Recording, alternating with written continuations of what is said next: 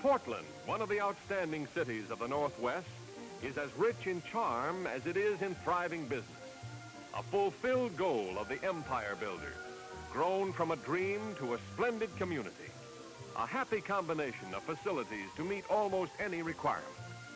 Located at the head of the prosperous Willamette Valley, the city is home to some 500,000 people.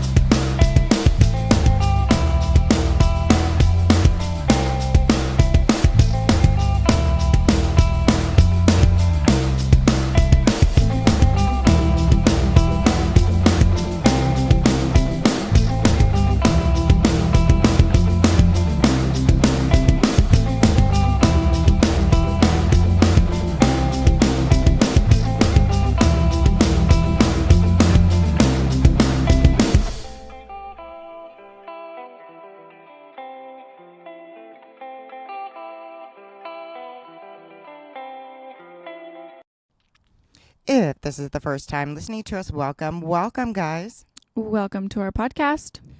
Portland has been a shit show. Yeah.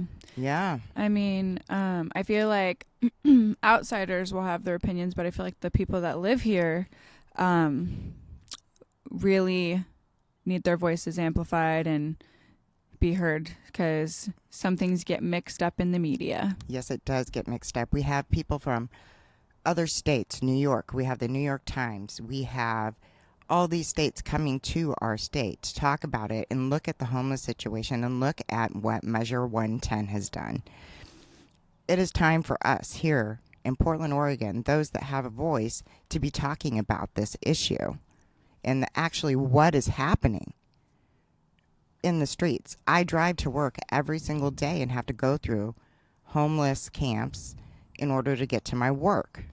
I also have to witness the children having to see the drugs being used on a daily basis right in front of their house. Mm-hmm. And I mean, I guess people will think like primarily, mainly just the city of Portland is there where there's only this problem happening. It's not. It's happening all over in the city's outerly, because where my daughter goes to school, they had an incident where there was needles found. Correct. And the students weren't really trained on knowing what to do with it, which is fair. They're young. This is elementary school. So they picked them up, went and brought them to the teacher, and poked the teacher. And that teacher ended up having to go to the hospital right away. Luckily, nothing happened. They got treated right away, so it was fine. But it's just now having to have those conversations with young ones to, don't pick up things off the ground that you shouldn't be picking up. Like, God, I don't know. Those of you that don't know about the measure, in November of 2020, on the voters' ballot was this measure. And what it was intended for was for what the public's perception was, that instead of going to jail basically for a little low amount, they were going to try and offer them treatment or a fine, right? Well, on February of 2021, it started becoming into effect. Our state approved $300 million for that approval. And just now, here, it'll be coming up on September 1st, they would have used funds for only 16 beds for a detox facility.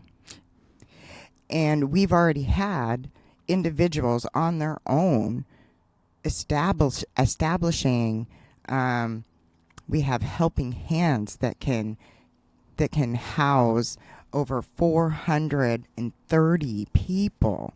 And right now, Multnomah County is holding on to $65 million of a surplus, and they need $5 million. It costs $35 a day per person for somebody to be at Helping Hands. At a treatment facility. They're going to end up having to shut down. Mm-hmm. Those people are going to have to go back into the street. They've already gotten sober. They've already gone through the treatment plan, and they're going to be put back in the same situation. What is happening right now is under the Measure 110, we've already had the program manager resign on August 15th. Our overdoses are almost increased on the streets of 50% for 2 years. It is crazy the amount that our emergency response, our hospitals are having, and people are just dying on the streets. It is crazy that this is not an urgent matter in the state of Oregon. Yeah, and I want to bring to attention that when this all was getting passed and around the same time, just last year, good old President Biden was coming here.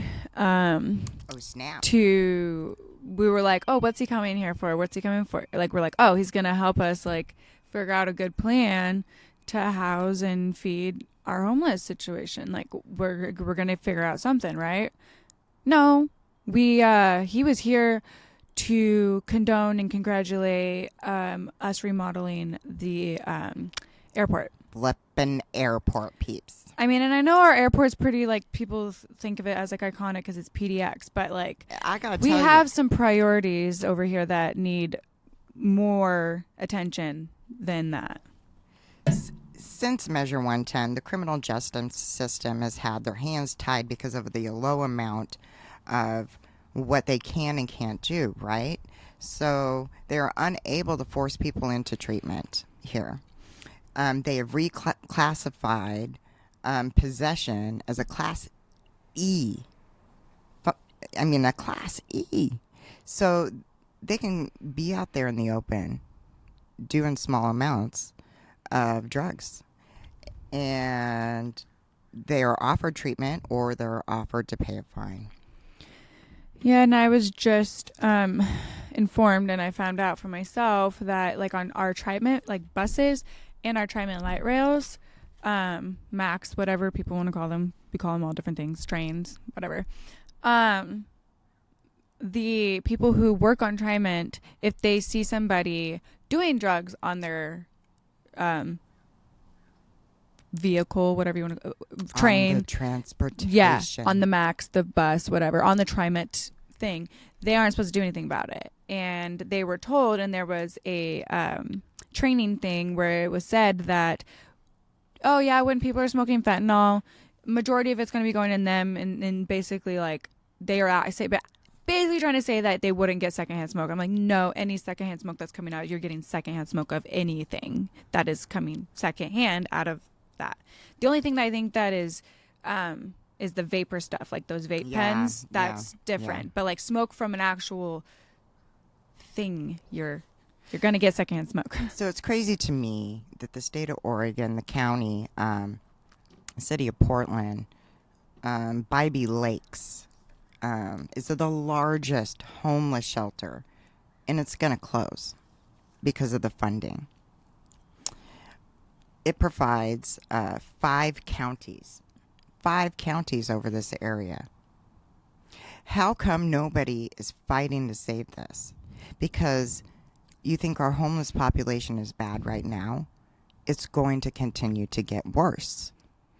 And I think for us, you know, we've lived here majority of our lives. Yes, we've moved back and forth a few times, but majority here, longest time. And we've known that there's been homeless here for some time, but it's different now. It is so different. And so that's what we can speak from our truth that we've witnessed from living around here. Right. And it is crazy that, like, what you're saying is, like, how is it that we are allowing this facility to not continue to go? Right. And I automatically think of our government and the way the system is built is they want to keep tragedy. They want to keep this stuff bad so they have something for us to ask them. Like, it's like always needing to rely on the government. Right. But it's like, I don't know. I wish like the community would see this and be like, this is how we could be helping our people. So again, I'm going to remind you, the money in these facilities are going out quicker than coming in. Yes. The reason why is because the county, the state, they're not kicking back out the money. So in Multnomah County, they are holding on to a surplus of $65 million. $65 million. And they were like sitting there like, what do we do with it? Right? Yeah, what do we do with it? Man, Bybee Lakes needs it. They only are asking for $5 million. And I'm going to tell you another thing. Let's not forget that Multnomah County spent almost $85 million for foil, straws, pipes, all of that stuff. They ended up purchasing, let me just check my little records here real quick, 90,000 sheets, 55,000 pipes. Come on. And one thing that I can notice now was what people are wanting too that are homeless is different, and you come across different people, because me and my partner, we didn't have anything on us but change, and we've always given change to, and some homeless are very grateful for it. And we had a bunch of good quarters and everything, tried to give it to them, and they're like, no, we don't want it. And we're like, what? You don't want change? And it's just like, now it makes me wonder, like, I want to just, and I'm glad that what you're doing is just getting itemized things that these people need. Right. And so I think we have to focus on that instead of like, and also if you're going to donate your money. Right. You have to make sure you really do it careful. to the right resources. Now tell them why, Juel. Tell them why you can't just be donating. Because so at a lot of stores or places, you know, and they're like, round up the dollar for this, round up the dollar for this. Even at any corporation, they have already paid that organization that their donation. So anything you guys are donating at that moment is going back to the corporation. So you're at the grocery store and they're like, oh, you want to donate this for the hungry kids? Say no, because you could honestly just directly donate your money to that corporation yourself, because at that point you're just giving money back to those big corporations that don't need it. That's right. So we can't forget that we caused such a big stink over here in Portland, Oregon, that Multnomah County's like, oh, okay, we're going to put a freeze on passing out all of this stuff, even though we already spent 85. I mean, it was like 84 something. It's almost 85 million. Mm-hmm. You think that they're just going to hold on to that? Really? So what do you think the bigger issue here right now is? Because the report from 2020 to 2022, Oregon is the fourth in the U.S. Fourth in the U.S. with the homeless. Oh my gosh. Is that not a wake-up call? Oregon has the second largest increase of individuals in a 2-year span that are on the streets. Oregon has the worst in the nation, percentage-wise, with families with children that are unsheltered. It went up 59%. 59% in a 2-year span. So that's not a sense of urgency, and it takes our area 2 years. 2 years to build 16 beds for a detox facility. Yeah, Come on. It sounds a little just not right or just unreal. Like they could be moving a little faster. And with that in play, with the numbers, people want to always blame a lot on, all the drugs, but it's not always drugs. So we have a housing problem. Yep. Everything is so fucking expensive. And I think I've said this many times before in this podcast. If it wasn't for my mother and my father, I and my children could have been homeless, because I have shitty health, and you don't know what somebody's going through, to where they can't afford bills, they can't afford rent, they can't afford, and then it just becomes too much. Yeah, it does.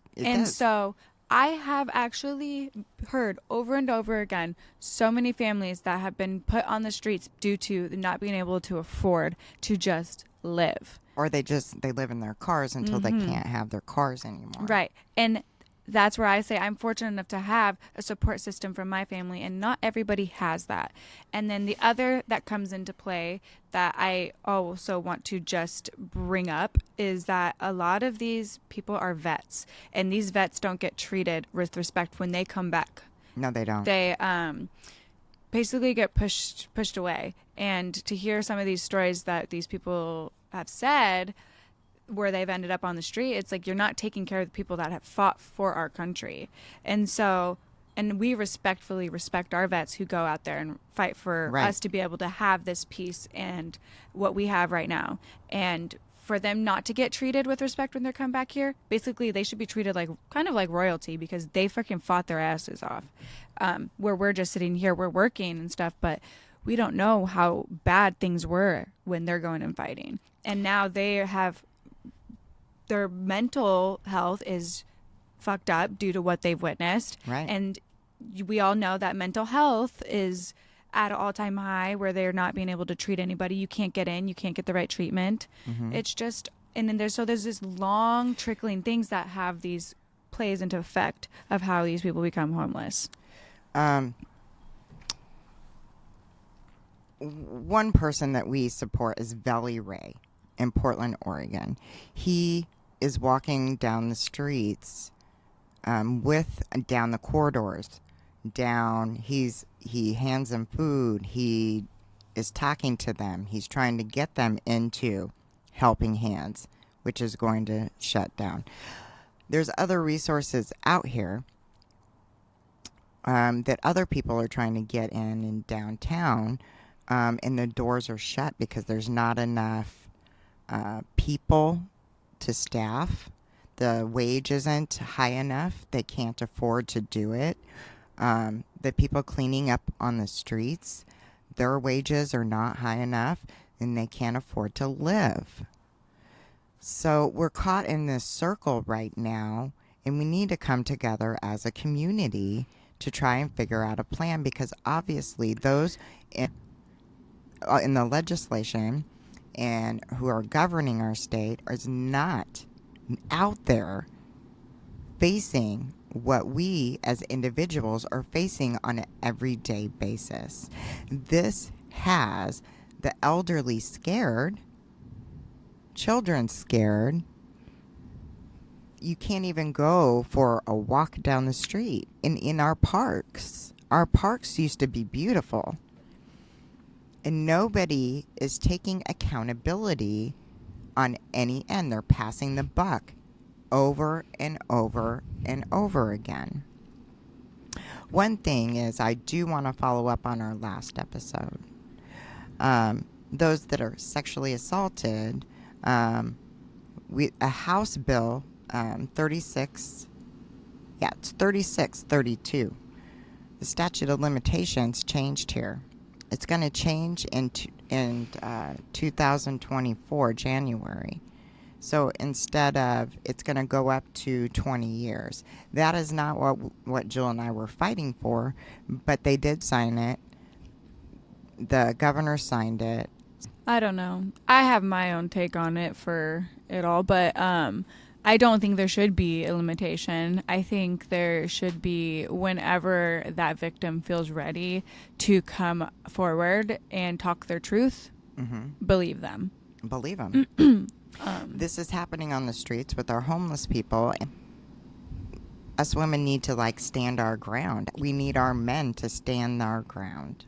A quote literally from one of my favorite songs right now is from Morgan St. Jean, and it goes, "Oh yeah, we hear it's not all men, but it is all women." I've heard it from so many women, and it is sick, and I'm so sick and tired of hearing it, and how men treat women. So how are we going to change anything around here? We have to get involved. We have to we got to bug our representatives. We need to get our voices heard. They need to walk down the streets of what we're having to deal with on an everyday basis. Well, and then to go back onto speaking of like how they really don't want to help or contribute to actually fix or problem solve. Because like I want everybody to actually, in wherever you're from, urge you to check out when maybe towards the end of the week or something, or if you know when your grocery store is getting new shipments of stuff or something, look at how much they waste.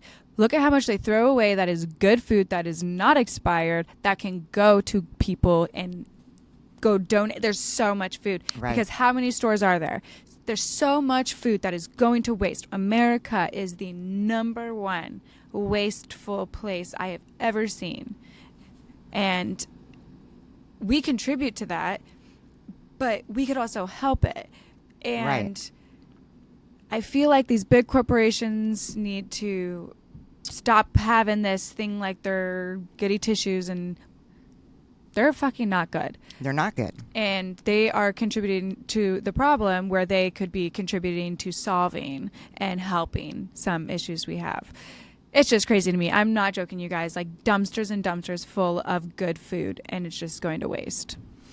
So what happens if we try to reverse measure 110? So what happens when if that ever goes through? They have 300 million that they approved, right? And we are trying to figure out what that money is supposed to be going to, right? So if we take that away, what are they going to do with that money?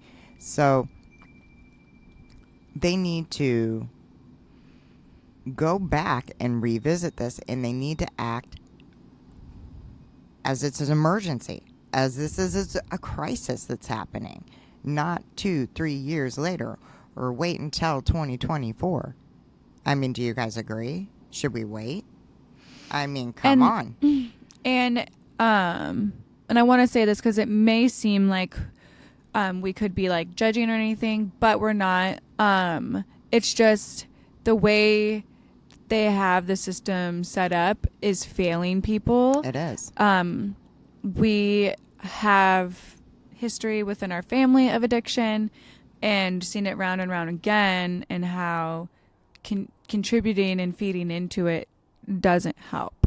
And yes, people have to want to do it for themselves, but kind of enabling the behavior in a way isn't going to help it. And you're seeing that firsthand, and it's very, very scary because these people are dealing with mental health issues and a drug addiction that is very hard to battle. It is. And then with constant reminder in their face, like, oh, I have this easy accessibility to it.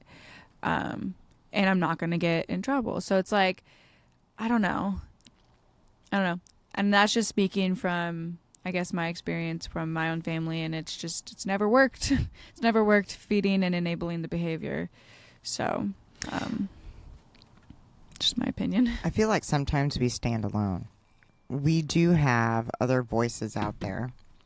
And I'm going to, I do highly recommend for you guys to follow Velly Ray on his YouTube channel. We're trying to bring back Jessie Sponberg to our community.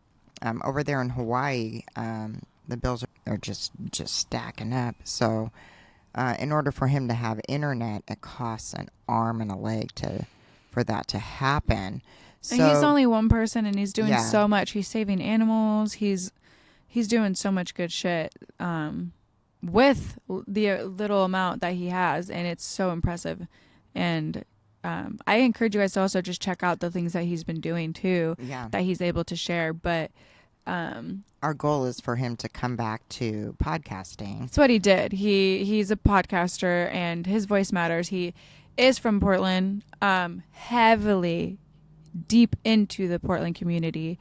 He ran for mayor at one point against Ted. And he cares for the people of Portland very, very much. And so I think to have his voice be heard on what's been going on lately would be pretty great. So we're going to put down in the description all of his little contact information. Yes. Yeah, we will. And we will Velly Ray's too. Mm-hmm. So back to what we can do. I feel like Portland, they have backed us into a corner, right?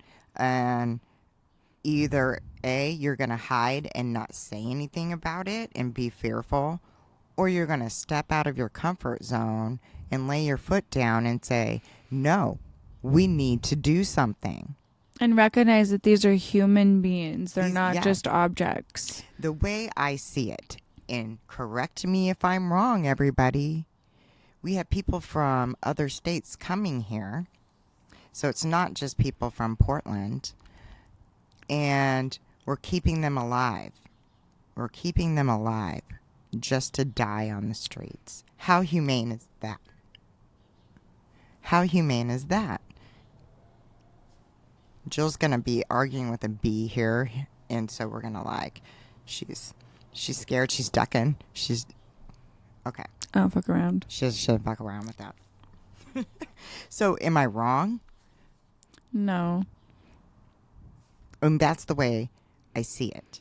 I mean, and it's just it's like you're contributing and feeding into it. And it's, like we said, we've seen it time and time again. And our family members didn't make it out of that addiction. And we wish that they could have had a better life. But, yeah. And we have people that are scared. We have citizens of Oregon that are scared. Mm-hmm. And they're wanting to move out of Portland. Businesses are wanting to move out of Portland. A lot of things that are happening. You don't want to ever see a city die. Have you ever seen a city die? It is crazy to see what happens when you move out of a town that used to be thriving. I mean, it's crazy. You want that to happen? We have to fight for what we have. And the only way to do that is to be in front of your representatives, educate them, make sure that they are aware of every circumstances that is happening. So you could be annoyed. You could be annoying. They may try and ignore you and not respond. But eventually, if enough people with a voice happens, something will be done. I think the Portland that was best represented, I wouldn't say olden day Portland. Yeah. I would say literally like 2009, 2010. Yeah. So like when Portland. Keep Portland weird. Hey, do you ever remember just when you were like, okay, keep Portland weird? Well, I want to bring it back to that. Okay, let's just bring it back to keep Portland weird. Well, and that's where it's like, it was kind of cool because you were seeing how Portland was accepting of diversity and all people when Portland was pretty, and Oregon was built on racism and all whites and a lot of other things that was horrible. So it was cool to see that we were leaning into that. And then, I don't know, it's getting out of control, and it's almost like, I know this is going to sound like a conspiracy theory, but our government is contributing to the problem. They don't want to help it. And that's where it's, again, and I've said this time and time again, there's more of us people of this country than there are of the government, and we could make the change. We could and we can. So It's like our saying, if you were going to bitch about it, be about it. That's and, right. We got to really try and do what we can to our capabilities that we know, to our knowledge, paying attention to bills that are being passed, bringing it up to awareness. Right. And vote. Make sure you're registered to vote with all of your voting.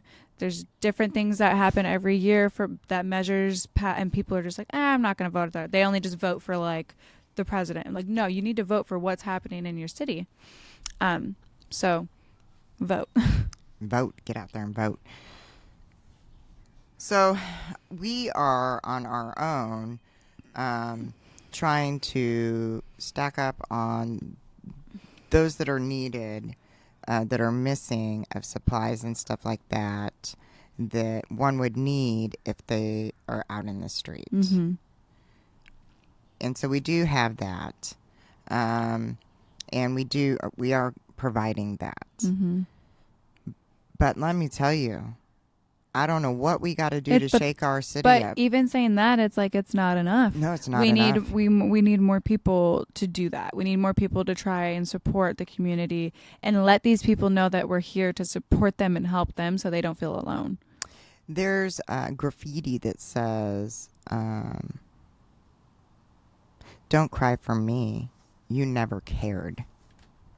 I mean, these are the people of Portland on the streets. Mm-hmm.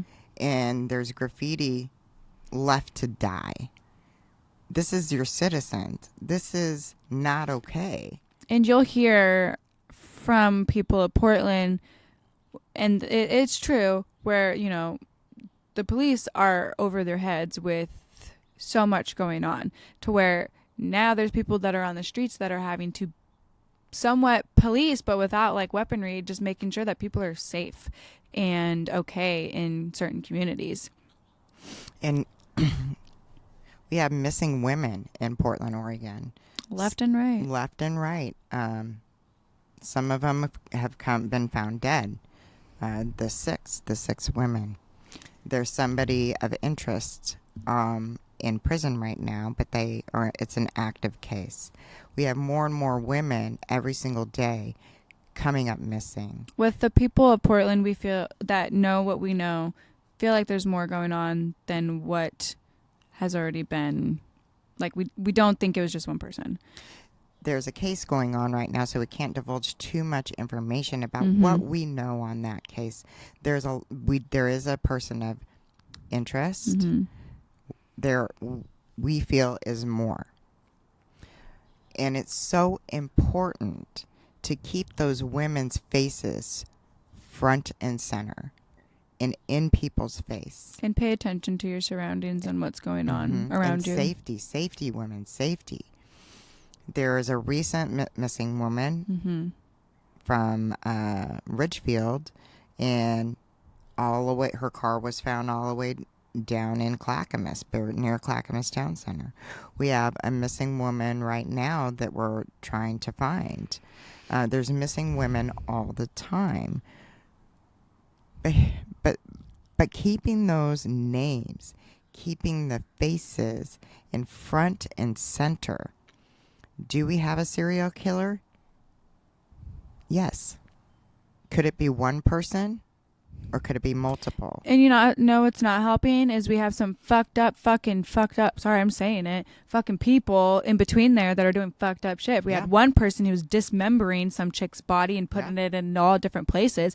Then we had another person who dragged another lady from all the way to, like, I think from Seattle, Washington, all the way down here to Klamath fucking Falls. Yeah. Trapped her in a freaking, like, makeshift prison That's thingy. crazy. Wasn't even there.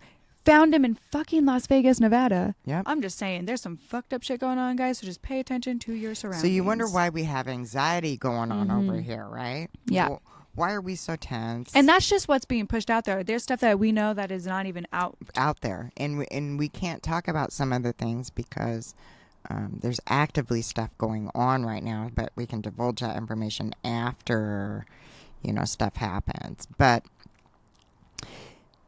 you gotta be really careful.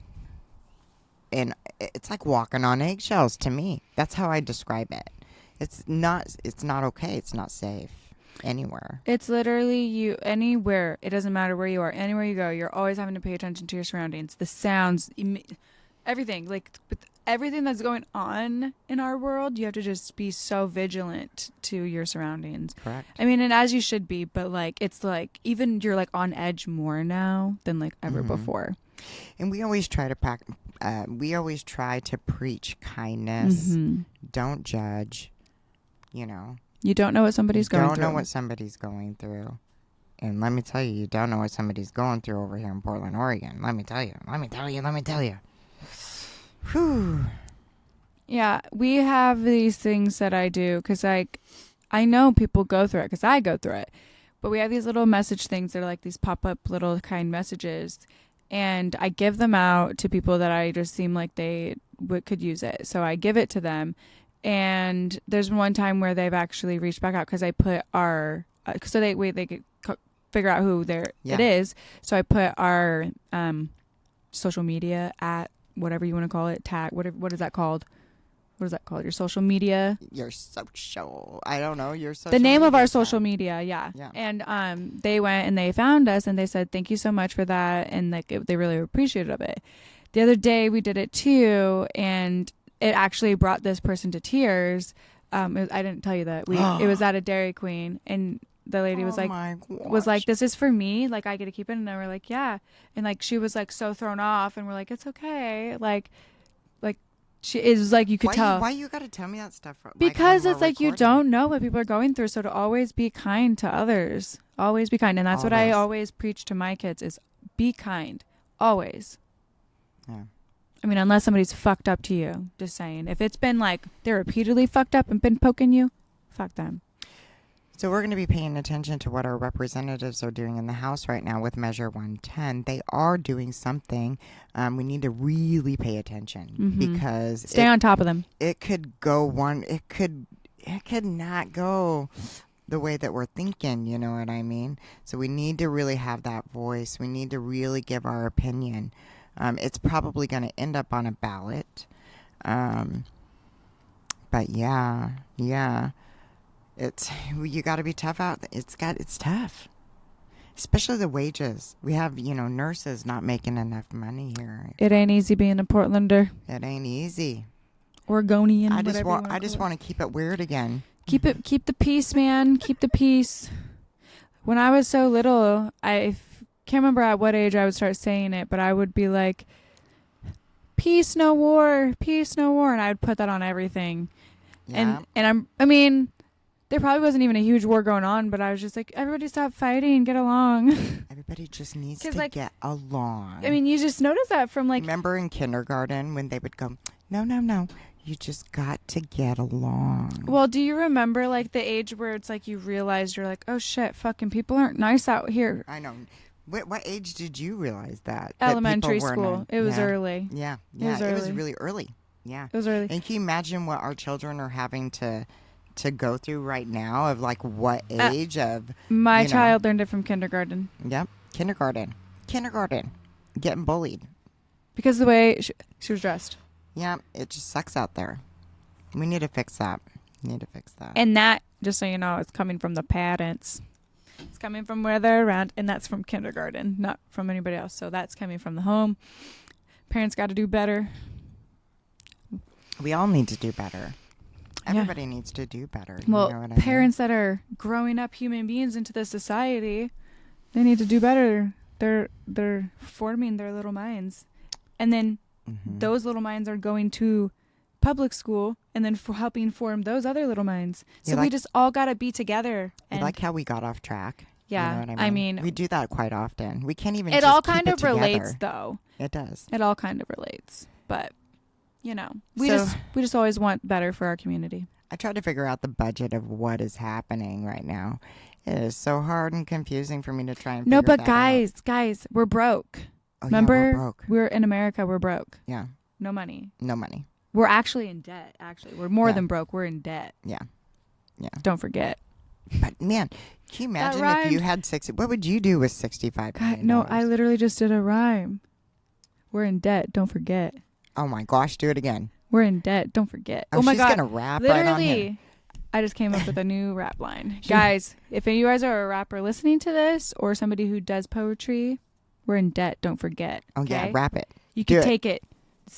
Well, maybe I should claim it. Should I? I don't know. What do you guys think? Should I patent that? It's mine now, guys. It's mine. You can't say it. We're in debt. Don't forget. Who's a musician out there? Not Raise your me. hand. Not me. Okay. So, man, it's hard talking about all this stuff. Yeah. What do we got positive? Give me something positive. There was so many gun laws that were trying to be passed, and they didn't get passed. That's good. What? Give me something positive. That is positive. No, what I'm trying to say, you're not getting what I'm saying. I'm not getting it. I'm not understanding. You're not understanding. It's not computing in my brain. So, it's not going through. in 2023, state legislatures passed more than 80 gun safety bills, rejected 95% of the Okay, gun got lobby's it. agenda. I understand now. I'm understanding.